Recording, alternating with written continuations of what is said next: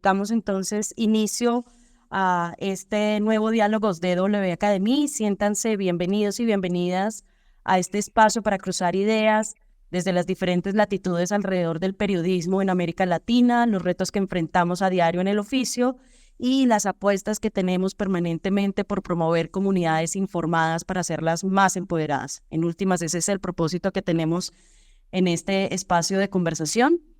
Hoy estamos reuniendo a 3 periodistas en torno al diálogo de conversar sobre los resultados del informe Digital News Report de 2023 que presenta el Instituto Reuters sobre las condiciones en que se encuentran los medios de comunicación a nivel global y la forma en que las audiencias acceden a los contenidos informativos y noticiosos.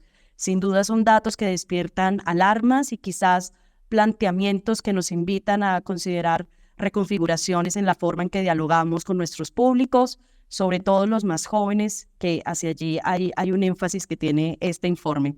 De eso estaremos conversando más adelante. Recuerden que estamos transmitiendo desde la cuenta DW-Academy-ES. Les invitamos a seguir esta cuenta y la de nuestros invitados e invitadas.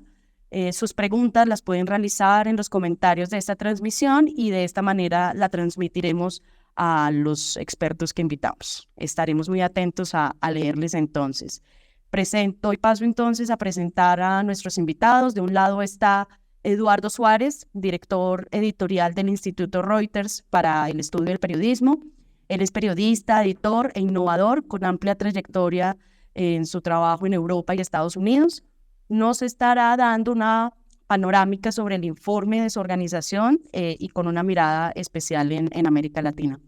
También nos acompaña Rodrigo Villarzú, director para América Latina y el Caribe de la DW Academy, con más de 30 años ejerciendo el periodismo y promoviendo un entorno favorable para su ejercicio. Igualmente está con nosotros Patricia Mayorga, reportera de Chihuahua, México, cofundadora de Raichili, un medio enfocado al cubrimiento de la población indígena, temas de corrupción y derechos humanos, entre otros, y hace parte de la red Periodistas de a Pie, de la cual nos hablará también a lo largo de esta conversación. Iniciemos entonces con una introducción de Eduardo Suárez sobre el informe de Reuters. Te propongo, Eduardo, que nos plantees unos titulares o, digamos, los datos más destacados sobre este informe, porque sé que los datos son bastantes y pues el tiempo seguro no nos dará, pero pues aquí te escuchamos y si tienes algo con un énfasis en Latinoamérica será muy bienvenido. Gracias. Muchísimas gracias, Claudia. Sí, efectivamente, el informe se publicó en junio y tenemos varios países de Latinoamérica en el informe. Entonces, intentaré centrarme un poquito en eso. Intento ser lo más breve posible y me voy a centrar sobre todo en 3 asuntos en concreto que cubre el informe y creo que nos pueden dar para conversar. El primero es que la conexión con las audiencias se está resquebrajando un poco, ¿no? Para los medios. Antes los medios tenían una conexión muy directa con su audiencia, pues era gente que compraba los periódicos que hacíamos o que veía la televisión o la radio que hacíamos directamente, y eso ahora se está rompiendo. Cada vez más la gente está accediendo a la información a través de lo que llamamos puertas laterales, que son pues sitios que no son exactamente la web del medio o la aplicación del medio. Redes sociales, buscadores, alertas de teléfonos móviles, boletines de correo electrónico, incluso agregadores. Según los datos que tenemos, 3/4 partes de la gente en realidad llega a la información a través de estas puertas laterales. Llega a los medios, pero no llega a los medios directamente. Y claro, esto tiene unos efectos difíciles para los medios, porque significa que no siempre la conexión con las audiencias es tan directa o tan palpable como la que teníamos antes, ¿no? Esta desconexión o esta conexión a través de intermediarios es todavía mayor en Latinoamérica. En el caso de Brasil, por ejemplo, esas 3/4 partes, el 75% del que hablábamos, que es la media global, llega hasta el 84%. Y en casi todos los países de Latinoamérica es así. Son países donde la mayoría de la gente llega a la información a través de redes sociales, de aplicaciones de mensajería, y eso hace que esto sea complicado, ¿no? A la hora de hacer dinero con la información y a la hora también de construir una relación pues realmente significativa con la audiencia. El segundo punto que me gustaría enfatizar es que las redes sociales están cambiando muchísimo en los últimos 2-3 años. Antes, cuando pensábamos en redes sociales, pensábamos en Facebook y en Twitter sobre todo, y ahora cada vez más la influencia sobre el consumo de información es mayor en redes sociales más nuevas y más audiovisuales, como Instagram, como TikTok. También, por ejemplo, YouTube, que es una red que tiene mucha popularidad en el acceso a noticias en muchos lugares de Latinoamérica y en muchos lugares del mundo. Una de las grandes historias del informe este año es el auge de TikTok, no solo para entretenimiento, sino también para el acceso a información dura, ¿no? Y uno de los países más importantes en el uso de TikTok para informarse es Perú. De hecho, ese es el país donde el porcentaje de gente que usa TikTok para informarse es más alto en todo el informe, 30% de la población en todas las edades. Eso significa que entre los jóvenes es un porcentaje todavía más alto, y además vemos que tanto en Perú como en Colombia como en otros países TikTok está empezando a tener influencia en procesos electorales. Ya no es una red que la gente usa pues para ver famosos o para informarse de cosas como más livianas, sino que realmente tiene influencia en temas más potentes, ¿no? Y en tercer lugar, ya termino, lo último que quería subrayar del informe es cómo en muchos de los países que estudiamos se ha desplomado el interés por las noticias desde la pandemia. Y esto seguramente tiene que ver pues, con la agenda informativa, que es un poco deprimente. Primero la pandemia, luego la guerra en Ucrania, los problemas de inflación en muchos países. Bueno, estamos viendo pues, que en países como Argentina, como Brasil, como España, se ha desplomado el interés por las noticias más de 30 puntos en los últimos años, ¿no? Y esto nos habla pues, de polarización, de crispación en el debate público, y también seguramente de que hay unos temas en la agenda pues, que la gente pues, no está muy interesada por ver, ¿no? Un poco de la mano con esta caída del interés estamos viendo también una caída de la confianza en muchos países, y especialmente en Latinoamérica muy preocupante. Este año ha caído 5 puntos la confianza en Brasil, por ejemplo, donde en total en los últimos 7-8 años ha caído casi 20 puntos la confianza. Ha caído mucho en Perú este año y en Argentina. En México este año no ha caído, pero ha venido cayendo en los últimos años bastante. Y bueno, pues de nuevo esto nos habla pues de crispación, desde luego, y de un debate público y de una esfera pública muy polarizada. Eso suele hacer que la confianza en la información, en las noticias caiga.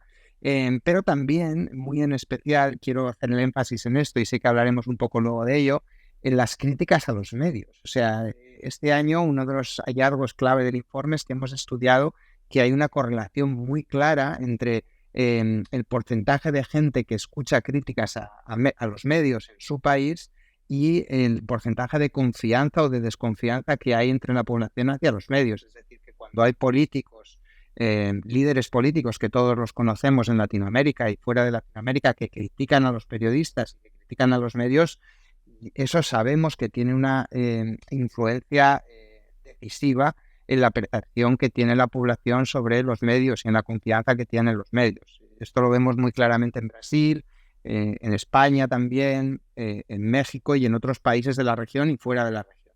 Entonces, bueno, yo me quedaría un poco con esas tres cosas, ¿no? La desconexión creciente que tenemos los medios con las audiencias, cómo las redes sociales están empezando a cambiar y cómo cada vez estamos más pendientes de redes sociales que no son las tradicionales, y luego esa amenaza doble, ¿no? Para los periodistas y para el periodismo, que es la caída del interés que apreciamos sobre todo en la información política, y al mismo tiempo la caída de la confianza en los medios y en las noticias, que tiene que ver seguramente con ese entorno mucho más polarizado en el que hoy en día estamos ejerciendo todos el periodismo. Eduardo, muchísimas gracias. Sin duda, el informe prende unas alarmas, como mencionamos inicialmente, sobre el cómo estamos haciendo el oficio, lo estamos ejerciendo, los retos que enfrentamos con la aparición y de estas plataformas tan diversas, y sin duda estos reclamos que nos hace la audiencia. Rodrigo, ¿cómo ves tú cuál es tu primera reflexión frente a estos datos? ¿Te sorprenden las tendencias? ¿Es algo reciente esta desconfianza por parte de las audiencias, ya con esta experiencia que tienes y que ha trabajado la DW Academy por fortalecer los medios a nivel global? ¿Cómo lo ves tú? Gracias, Claudia, gracias, Eduardo y Patricia, también por estar hoy día presente en este diálogo. Sí, es un panorama bastante desolador. La verdad es que no me sorprende tanto los resultados del estudio, pero sí me sorprende un poco la profundidad de la crisis.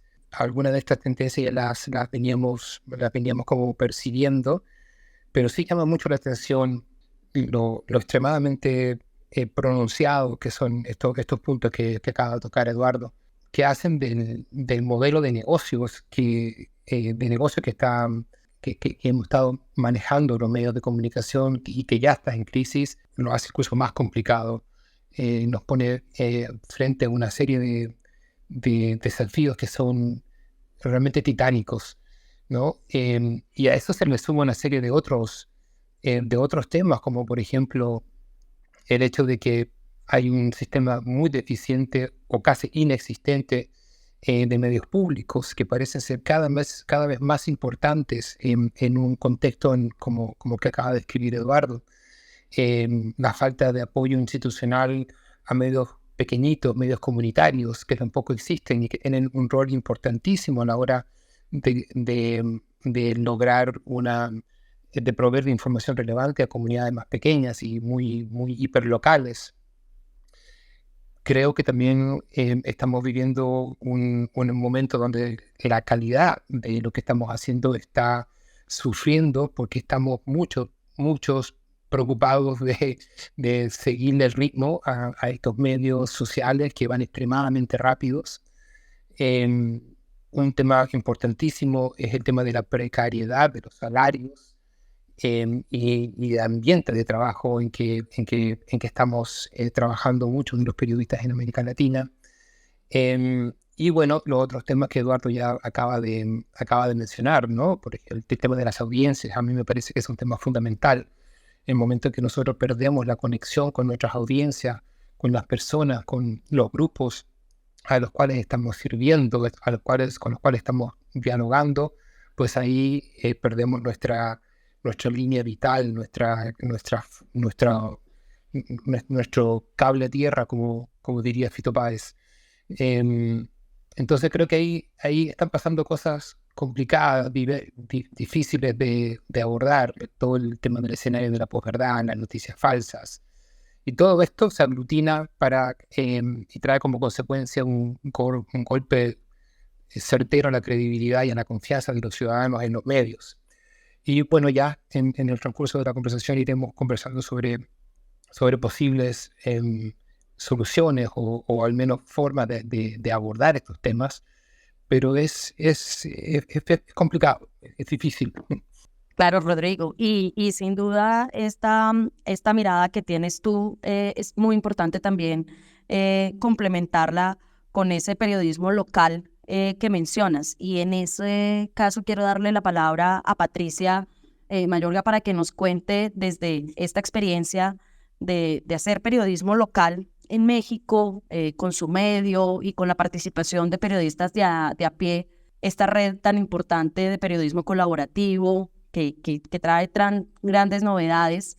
¿Cómo están viendo ustedes desde este periodismo local que realizan estos hallazgos? ¿Cómo lo viven? ¿Cómo lo sienten? ¿Tiene algo en particular y conexión directa con el trabajo que ustedes realizan desde ese periodismo local que tanto impulsan, Patricia? Muchas gracias, Claudia. Buen día de nuevo a todas, a todos. Bueno, sí, puedo como dar como contexto que la red Periodistas de a Pie surge hace ya más de 15 años por una necesidad de un grupo de periodistas, sobre todo mujeres en la Ciudad de México, que no encontraban espacio en medios tradicionales o hegemónicos como para hacer un periodismo más social, más cercano a la gente, ¿no? Así surge y en esa línea se ha mantenido. Con el paso del tiempo, de inmediato se fueron compartiendo con estados, con estados en la provincia, en las regiones, y coincide como al año, 2 años que viene la violencia brutal que hemos tenido en México. Y a través de Periodistas de Pie hemos encontrado espacios conjuntos, ¿no? Ahí nos hemos encontrado para analizar y para capacitarnos de cómo hacer frente a toda esta cobertura. Y bueno, así después de 15 años tenemos una alianza de medios, de 16 medios en diferentes estados, que justo considero, estoy segura que hemos cambiado la narrativa, ¿no? La narrativa de en las coberturas de nuestras regiones, que ahí pueden, pero obviamente no tenemos todo el dinero ni todo el poder para la penetración con audiencias, ¿no? Y por otro lado, como bien lo han dicho, y pues no me sorprende el informe porque creo que lo vivimos diario, la desconfianza con las audiencias, ¿no? Por un lado, la red y como medios de la alianza hemos estado trabajando en abrir espacios, en hacer periodismo más colaborativo con las audiencias, de co-creación con audiencias, no solo audiencias mestizas, también indígenas, no solo audiencias en general, ¿no? Sino también como grupos de la comunidad LGTB, de personas desaparecidas, de víctimas de desplazamiento forzado, etcétera, ¿no? Y en ese sentido también creo que hemos aprendido y nos hemos abierto como periodistas, que luego también tenemos como una visión como muy cuadrada, ¿no? Porque así nos formaron, de que tenemos que ser súper objetivos, contar y no irnos a un lado o a otra. Y con el paso del tiempo, pues nos damos cuenta que lo que importa es como dar a conocer la verdad, ¿no? Y hemos aprendido que pues el periodismo también en este contexto que tenemos en México de violencia, de colusión, que esta violencia en medio de la colusión entre grupos criminales, pero también políticos, pero también empresariales, es muy complicado, ¿no? Bajar el riesgo. Tenemos una gran cantidad de periodistas asesinados, desplazados, exiliados, y bueno, en estar como en el territorio, nos ha hecho darnos cuenta y sentir, porque pues, somos parte de la misma sociedad, que el periodismo necesita del arte, ¿no? De otras disciplinas para poder desjugar con menos riesgo todo lo que está sucediendo y para que juntos entendamos lo que está sucediendo y que podamos poner como las herramientas periodísticas al servicio de lo que de lo que sea necesario en nuestras regiones, ¿no? Y por otro lado, el reto que tenemos además de es la publicidad oficial que dan todos los gobiernos de todos los niveles a determinados medios de comunicación, ¿no? Sobre todo los que más tienen penetración con las audiencias. Y esto, pues, de alguna manera marca la línea editorial sesgada o frustra a los periodistas también que están ahí en estos medios porque no hay total libertad, ¿no? Mientras los que hemos como brincado de estos medios tradicionales a medios independientes, pues nos enfrentamos también con la precariedad, ¿no? Que bueno, ahí vamos avanzando, nos encontramos también con esta sociedad que no cree en los medios, que hay que construir esta confianza. Gracias, Patricia. Te quería preguntar en esta línea que nos estás contando de las posibilidades que tienen los medios locales versus la presencia que has tenido también en medios nacionales. ¿Qué crees que es lo que está conectando a las audiencias con estos medios locales? ¿Cuáles crees que pueden ser esos elementos que están favoreciendo en este momento en esa búsqueda de fortalecer la confianza, la credibilidad y demás? Bueno, justo creo que es la forma en que nos acercamos a la gente, a las audiencias, ¿no? Te puedo hablar de Raichali, que es el medio que tenemos acá en Chihuahua, que nos enfocamos ahorita mucho en la Sierra Tarahumara, ¿no? Pero obviamente también en la combate a la corrupción, investigación de corrupción, todo enfocado con ellos, ¿no? Lo que nos ha como hecho más fuertes en lo local, y puedo hablar así de cada uno de los medios de la alianza, pero bueno, es en el que estoy acá, esta cercanía que tenemos con los pueblos indígenas, ¿no? Que hemos, pueblos indígenas que ahorita están desplazados. Ahorita tenemos un proyecto de co-creación con algunos de ellos, apoyados también con arte, con periodismo, con grupos, por ejemplo, a la hora de cubrir alguna denuncia de una mujer o hombre indígena que fue como que se le violaron sus derechos, ¿no? Por el Estado o por cualquier otro grupo de poder, pues el enfoque que damos es esto, poner el foco en los derechos indígenas o en los derechos de la gente que estamos reporteando, ¿no? Creo que eso nos ha dado, bueno, no creo, estoy segura que en cada medio nos ha dado como esa cercanía con la gente, ¿no?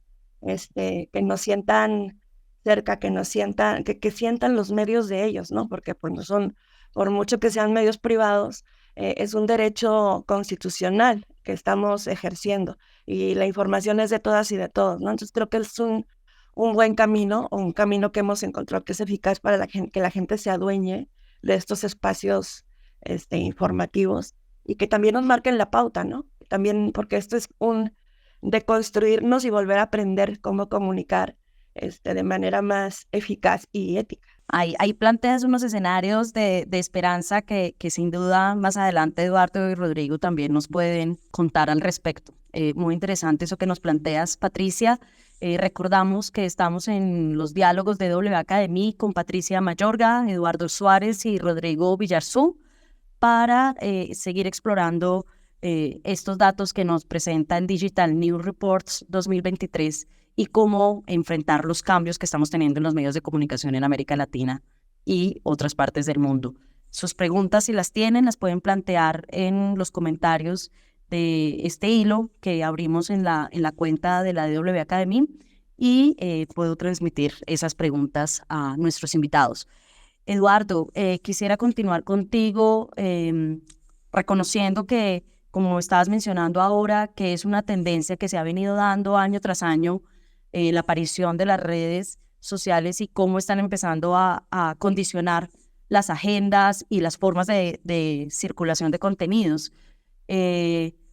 Y nos mencionabas que TikTok tuvo un protagonismo especial en este informe. Cuéntanos esos hallazgos que encontraron y cómo eso ha menguado también la credibilidad de los medios de comunicación, qué tan conveniente es TikTok para informar o simplemente no debemos hacernos esa pregunta y ya debemos es plantearnos cómo aprovechamos esta herramienta de comunicación para acercarnos a las audiencias y poder contar información relevante.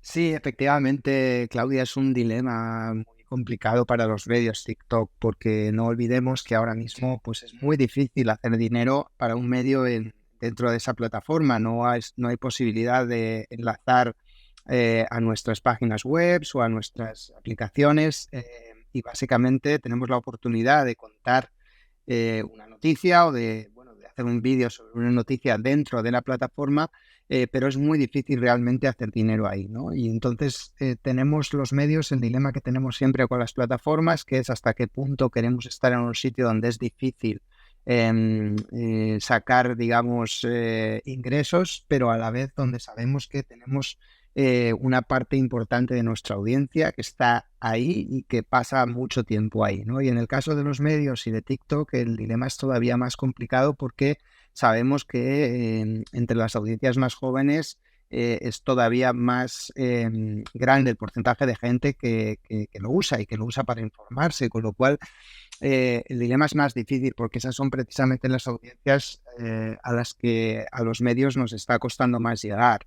Yo creo que ya no es un dilema o ya no es una pregunta si estar o no estar en TikTok. Yo creo que cualquier persona que esté ahora al frente de un medio debería estar pensando en qué hacer ahí, no ni siquiera pensar si estar o no, sino realmente qué hacer y cómo estar en ese medio. Lo que se hace en TikTok está cambiando todo el tiempo. Al principio la plataforma solo te permitía hacer vídeos muy cortitos, ahora cada vez es posible hacer vídeos más largos y hay ejemplos de vídeos cada vez más elaborados. Y evidentemente una de las cosas que nos dicen todas las personas con las que hablamos sobre TikTok, y publicamos un informe sobre TikTok específicamente el año pasado, en diciembre, es que, bueno, evidentemente los medios tienen que adaptar su contenido a esa plataforma. No basta simplemente con hacer lo mismo que hacías para Facebook o lo mismo que estás haciendo en tu página web con el mismo tono y simplemente soltarlo en TikTok. Los medios que tienen más éxito pues tienen una estrategia que seguramente tiene que ver con el humor, que tiene que ver con el tono más informal. En algunos casos ni siquiera es humor, a veces es un corresponsal de guerra o un corresponsal político explicando desde el terreno lo que está viendo, pero de una manera mucho más fresca y mucho más directa, ¿no?, de lo que lo haría en su medio. Hay distintas estrategias, pero desde luego es un sitio donde hay que estar, y más aún para un medio latinoamericano. Los países de Latinoamérica están entre los que tienen un porcentaje más alto de uso de TikTok. El uso para informarse en TikTok, ni siquiera el uso general para cualquier fin, sino el uso para informarse, pues en Colombia es un 20%, entre todas las edades. en Perú comentábamos era el 30%, en Brasil es el 14%.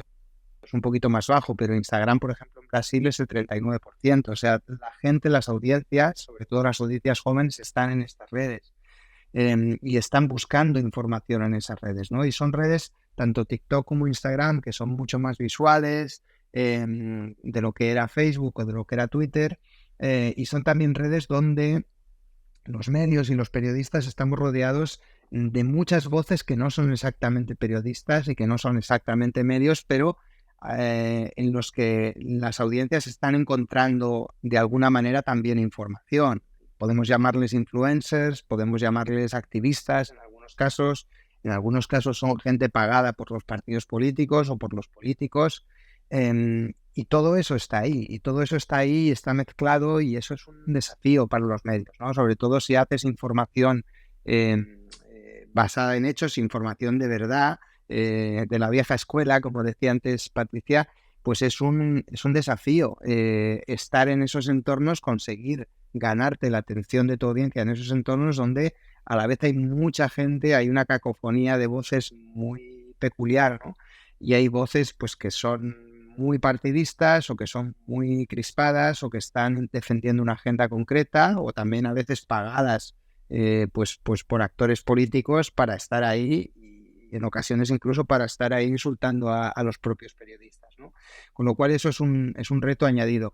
Es un dilema muy difícil para los medios, es un entorno seguramente más complicado que el entorno en el que nos movíamos hace apenas unos años, pero no hay manera de cambiar eso. O sea, tenemos que un poco lidiar con ese entorno en el que ahora estamos, que es más complicado en términos de sacar ingresos y también en términos de conectar con las audiencias.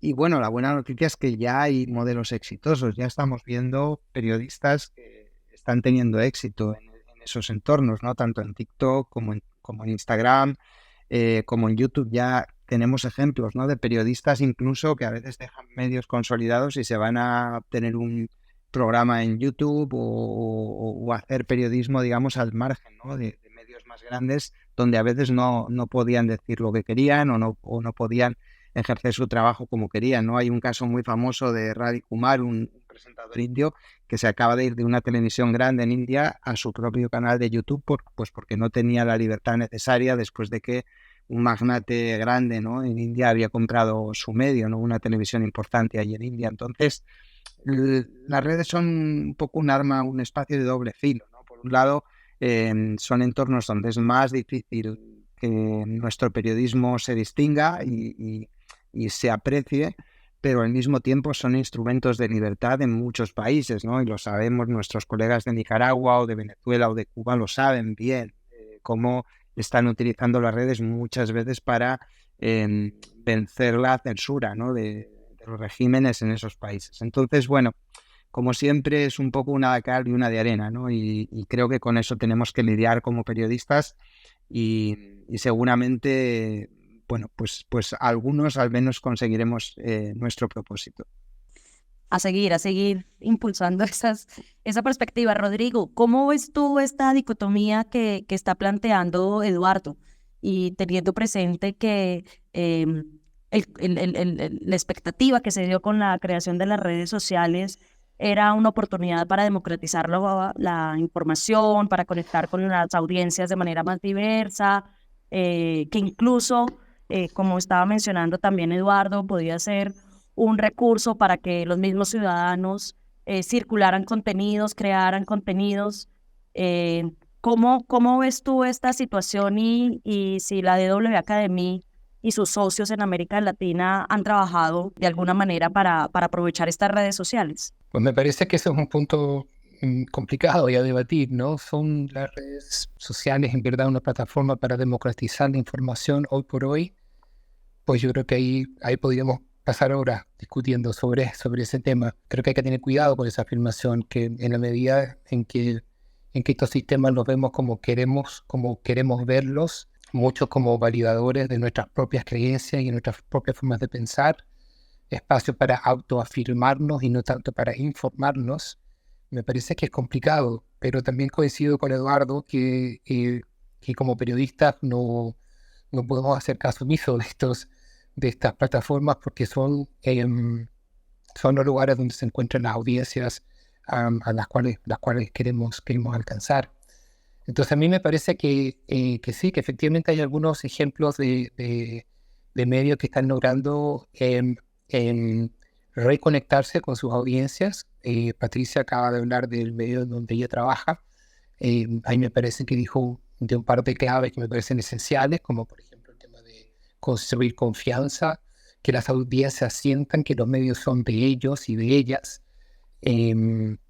ponerle en hincapié a buscar formas de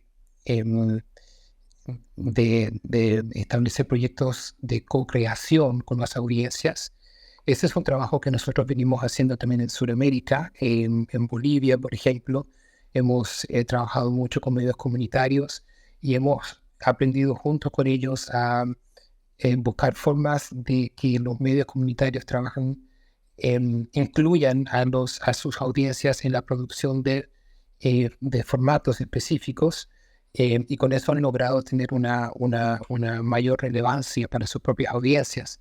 En algunos casos han creado radionovelas, por ejemplo, que cuentan la historia del pueblo de donde viven, y son las mismas audiencias, las personas que participan en la creación como actores en estas radionovelas. Son cosas muy pequeñitas, pero que vinculan mucho los medios con sus audiencias y les deja claro a las audiencias la relevancia que tienen para su día a día, para sus seres políticos, democráticos, estos medios. Existen varios otros ejemplos, como Muy Guaso, también en Bolivia, por ejemplo, que están haciendo un trabajo maravilloso de trabajo directo con las audiencias, donde también incluyen el arte en el desarrollo de sus formatos. Anfibia, que desde Argentina están haciendo también un trabajo maravilloso en ese sentido. Entonces, si bien, como dije antes, me parece que es un escenario muy complicado al que nos enfrentamos, también hay algunos aspectos algunas señales que dan esperanza. Y el otro punto que me parece súper importante, Claudia, es el tema de la alfabetización mediática e informacional. Creo que toca también educar a las audiencias. Creo que toca trabajar con las audiencias para ayudarles a entender que tienen que ser críticos a la hora de consumir información, de cómo se consume la información.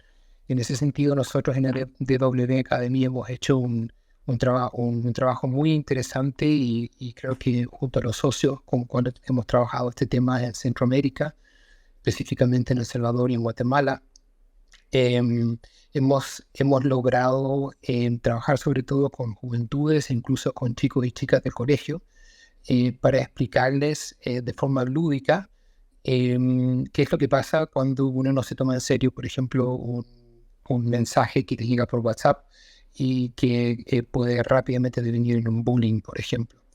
Y ahí eso me parece que también es un aspecto muy importante, ¿no? Por un lado,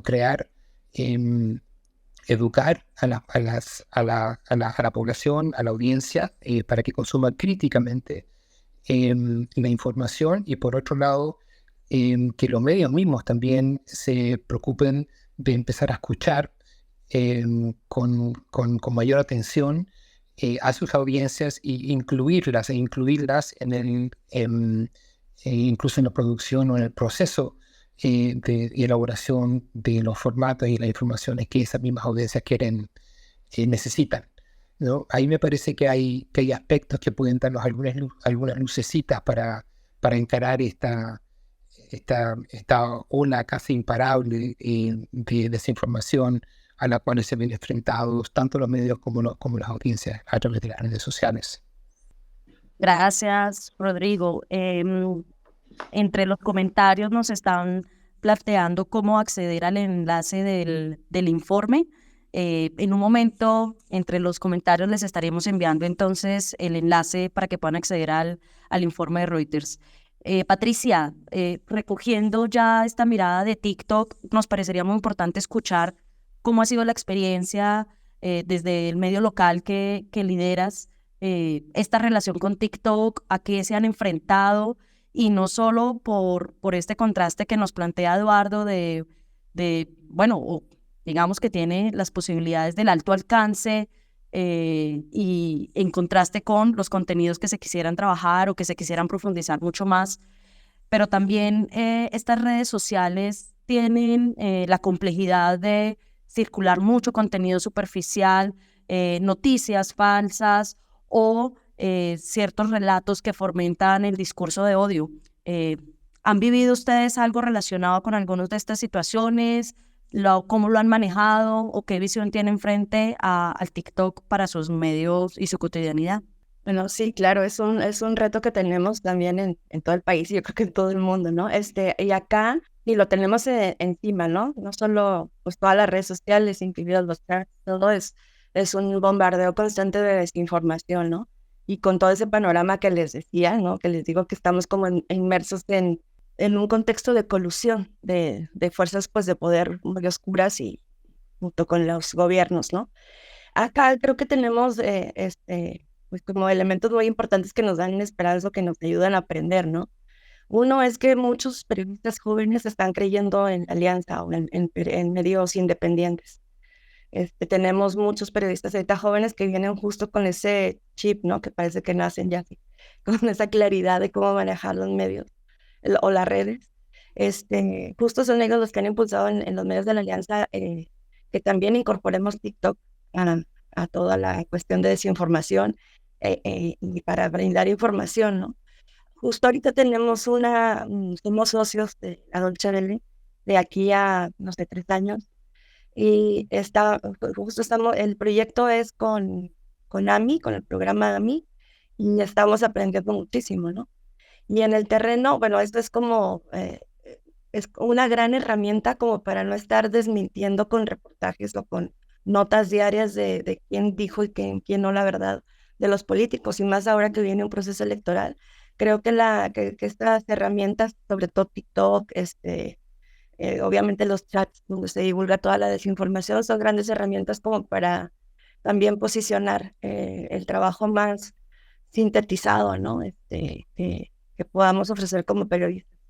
Y la otra es que, por ejemplo, cubriendo migrantes, que acá pues estamos en la frontera norte, hemos también vivido junto con toda la región la crisis de migración, que es acá donde se hace como el cuello de botella, sobre todo en Ciudad Juárez o en Ciudad Chihuahua, donde ahorita están llegando hasta 2,000 migrantes diarios, ¿no? Y un caos. Y nos hemos dado cuenta que ellos se informan principalmente por TikTok, ¿no? Entonces ahí sí, cubriéndoles no puedes estar ajena.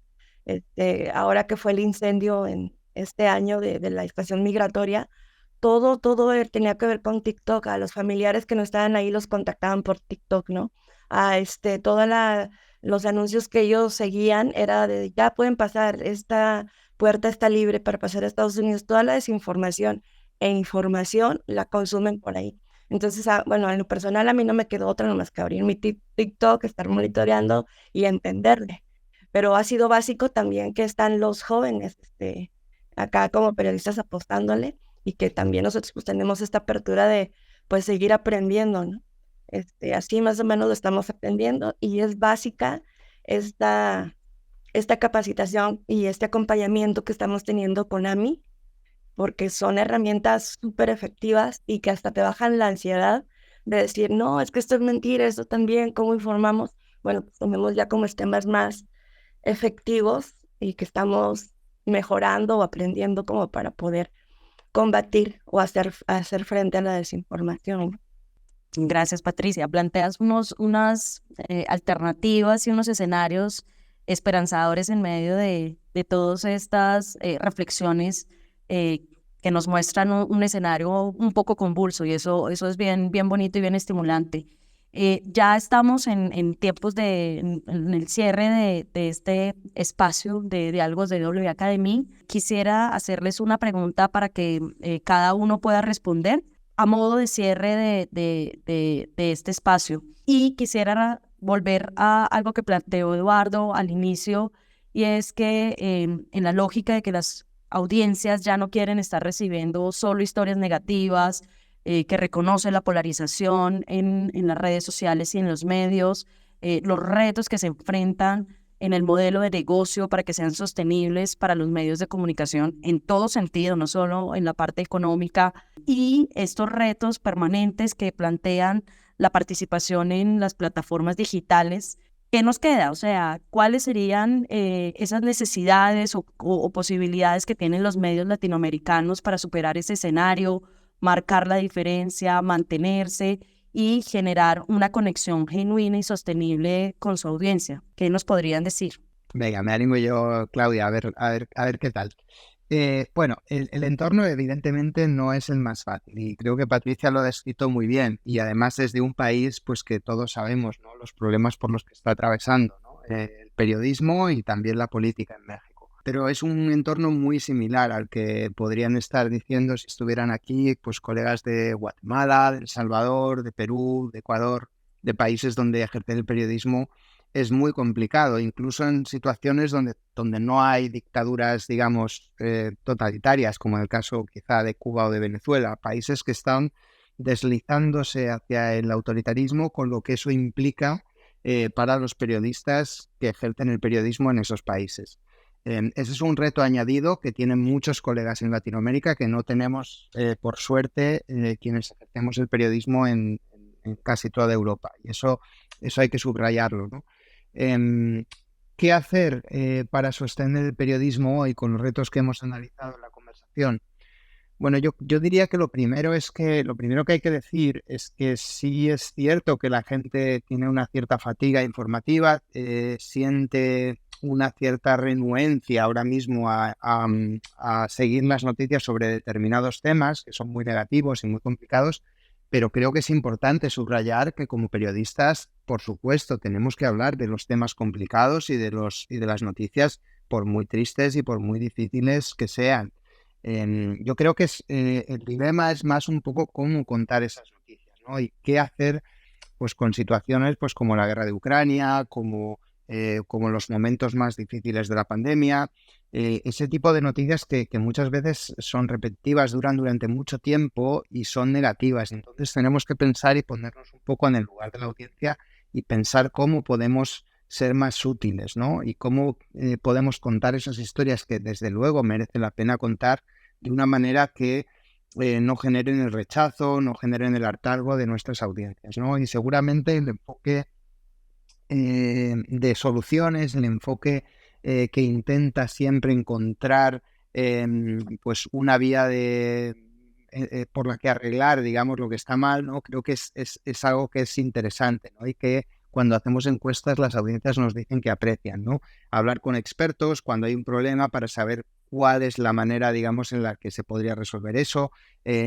Siempre también un poco enfatizar en hablar más con expertos que con políticos cuando se trata de contar un asunto en profundidad, y también el énfasis en la explicación. O sea, la mayoría de nuestros lectores o de nuestros oyentes o televidentes no conocen realmente de qué estamos hablando, ni siquiera lo más básico, por lo cual creo que tenemos que hacer un esfuerzo casi por ser profesores, ¿no? Por intentar explicar los temas de una manera muy simple, muy sencilla, porque la gran mayoría de la gente que está ahí detrás no sabe realmente de qué estamos hablando, por lo cual creo que es muy, muy importante hacer ese esfuerzo, ¿no?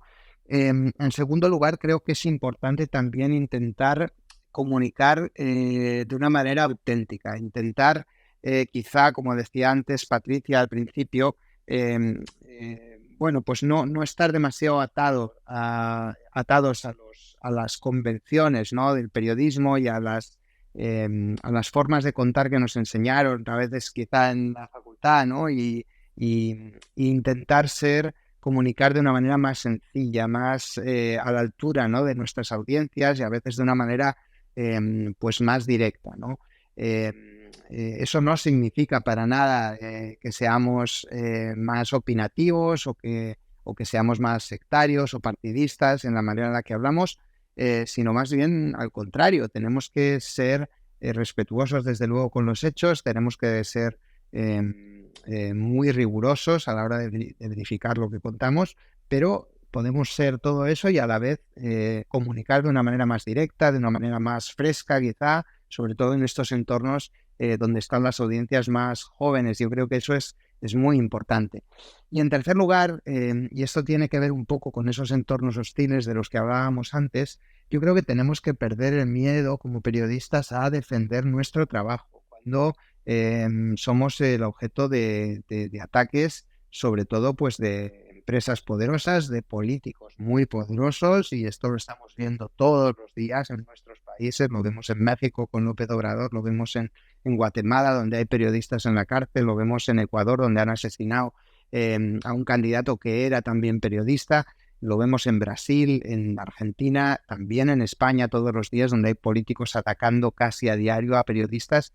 Tenemos que perder el miedo a defender nuestra profesión y el valor de lo que hacemos, porque de verdad lo tiene, ¿no? Y tiene un valor democrático enorme cuando se hace bien, ¿no? Evidentemente, no cualquier periodismo, pero el buen periodismo en el que se hace bien, el que estoy seguro que hace Patricia y que hacen sus colegas allá en Chihuahua y en México, es un periodismo que realmente ayuda a que nuestras democracias sean mejores. Y esto tenemos que decirlo más, las asociaciones de periodistas, los periodistas por separado, los medios, tenemos que defender nuestro trabajo cuando hay políticos que todos los días lo atacan, ¿no?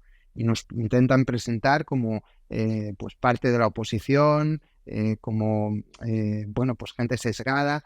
Tenemos que perder un poco el miedo a decir eso porque sabemos, tenemos las cifras, lo sabemos con datos, que los ataques de los políticos, y no solo de los políticos, a veces de activistas, a veces de empresas muy poderosas, contra los periodistas y contra los medios están teniendo efecto.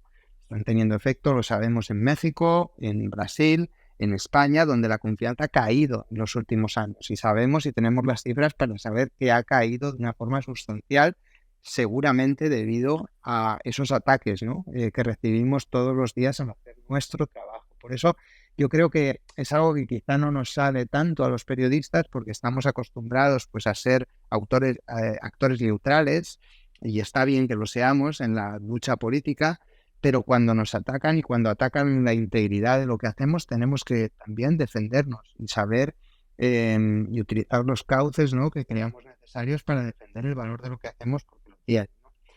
Y bueno, finalmente, yo creo que es importante también siempre tener un ojo en el negocio. Tenemos que tener un ojo en cómo financiamos lo que hacemos, porque el periodismo hoy en día tiene un horizonte muy incierto en lo que se refiere a los ingresos y al modelo de negocio, y por eso es muy, muy importante que siempre tengamos un ojo en eso, incluso aunque seamos reporteros y no estemos encargados del área de negocio de nuestro medio, pero siempre tenemos que ser conscientes de que evidentemente el periodismo libre y la independencia periodística solo es independencia y solo es libre si tenemos un medio saneado y no dependemos de otros, o tenemos deudas, o dependemos solo de un gran anunciante, o dependemos del gobierno local de turno que nos pone anuncios. Creo que es muy importante que intentemos transmitir eso también a nuestras audiencias y hasta cierto punto intentar también que ellos colaboren en financiarnos, ¿no? Bien sea a través de donaciones, de suscripciones, de membresías, de micromecenazgo, lo que sea, ¿no? Pero tenemos que siempre tener un ojo ahí y no pensar que el negocio cae un poco del cielo. Yo creo que esa es una lección que yo creo que los periodistas ya hemos aprendido en los últimos 10, 15 años, pero es importante que no la olvidemos porque nuestra independencia depende de nuestra financiación. Muchas gracias, Eduardo, por tus reflexiones. Patricia, cuéntanos cómo ves tú para ir cerrando esta intervención. Bueno, aquí para nosotros es clave también, hemos aprendido mucho también de nuestros compañeros, amigos de Centro Sudamérica, ¿no? Estos medios que nos llevan bastante camino adelante. Acá está Gina Moreno, la estoy viendo que ha sido una de nuestras grandes maestras también, ¿no? En estas nuevas formas de informar, de comunicar. Y eso también, sentirnos que no estamos en un lugar acá lejos y aislados, sino que somos parte de una región, nos ha dado también bastante fuerza, ¿no? Estas alianzas como con la DW y con otras organizaciones nos ha dado también como luces, ¿no? Y también creo que, bueno, también estoy convencida de que este contexto que hemos vivido en México de tanta violencia ya 15 años, donde hemos perdido tanto amigo, y hemos visto tanta tragedia en nuestra gente, también nos ha cambiado, ¿no? Nos ha transformado. Creo que hemos aprendido a valorar más la vida y como decía Rodrigo, Eduardo, hemos aprendido también a defender lo que hacemos, a valorarnos, ¿no? A valorar nuestra vida dentro del periodismo, ¿no? Esto también, como bien decían, poniendo el foco en el rigor periodístico, sí, pero en nuevas formas, ¿no? Y verlo más al servicio de la gente. Para nosotros ahora, dentro de que hemos tenido que aprender a cuidarnos y aprender a hacer protocolos, ¿no? Aprender a hacer análisis de contexto, de riesgo, para seguir haciendo periodismo, pues también hoy por hoy, te puedo decir que tenemos como prioridad la seguridad psicoemocional, ¿no? Eso también, porque si no estamos frescos, sanos, vamos a tener bloqueos emocionales y mentales que luego nos llevaron en algún momento a perder enfoques o a reportear todo y nada. Entonces, como toda esta estructura que digo, ¿no? Todas estas alianzas con compañeros de América Latina y de otros países, esta alianza que tenemos de medios que somos como hermanos y estas herramientas, como las redes sociales, bien utilizadas, aprendiendo a usarlas de manera eficiente, creo que eso nos enriquece en el trabajo y nos da como cierta tranquilidad, ¿no? No quiere decir que el riesgo ya bajó acá en México, en igual, al contrario, pero creo que sí hemos aprendido a colocarnos de manera distinta, realmente más colaborativa entre periodistas y entre audiencias, en donde encontramos convergencias, ¿no? Con ellos, tenemos cosas en común que podemos construir desde los territorios, algo muy rico para todos, sin perder nuestra independencia. Y claro, hemos aprendido a diversificar el financiamiento, que eso es lo más complicado, pero ahí vamos, ¿no? Ahí creo que vamos por ese camino. Muchísimas gracias, Patricia. Rodrigo. Sí, Claudia, difícil de agregar algo después de lo que han dicho Patricia y Eduardo. Yo estoy absolutamente de acuerdo con ambos, ¿no? Yo creo que si hay una palabra que quizás sintetiza, resume un poco lo que yo veo que se puede hacer, es la palabra escuchar. ¿No? Escuchar más a las audiencias, ser de utilidad para las audiencias.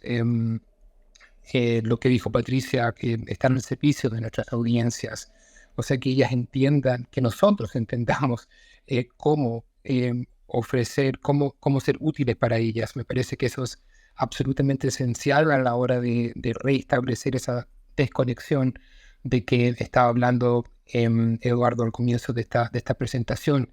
Pero también creo que es muy importante que nos escuchemos más entre nosotros, y eso también apunta a lo que estaba diciendo Patricia con el tema de las alianzas, por ejemplo, ¿no? Y no tan solo alianzas para crear más contenido, sino que también para protegernos, para reflexionar sobre nuestro oficio, pero también para reflexionar sobre nuestra salud, para cuidarnos. Podríamos comenzar, por ejemplo, a pensar en que hay necesidad de juntarnos para no seguir atomizando, por ejemplo, el ecosistema, que también es un problema enorme, y por lo tanto también para poder acceder de forma conjunta a ciertos recursos. Yo creo que no necesariamente más medios signifique más salud mediática. Me parece que en ese sentido tenemos que ser un poquito más estratégicos también. Entonces yo diría escuchar a las audiencias, pero escucharnos. En eso tenemos que progresar, y creo que ahí hay una posible salida a esta situación en la cual se encuentra el periodismo en América Latina.